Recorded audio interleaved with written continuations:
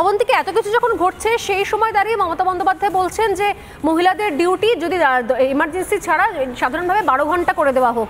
আমি জানি না যে এইটা যেখানে এত কিছু নিয়ে আন্দোলন চলছে, লড়াই চলছে, সেখানে এইটা হচ্ছে সলিউশন।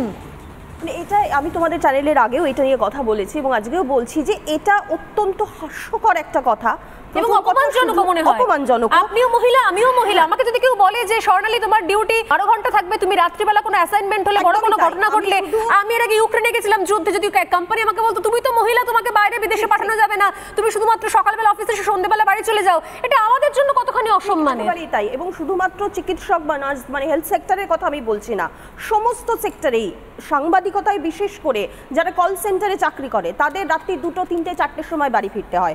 শুধুমাত্র রাত্রি 10টার মধ্যে প্রত্যেকটি মেয়ে বাড়ি ফিরে আসবে। আমরা কি প্রাগৈতিহাসিক যুগে ফিরে যাচ্ছি, ক্রমশ মধ্যযুগে ফিরে যাচ্ছি? এটা কোন ধরনের নিদান?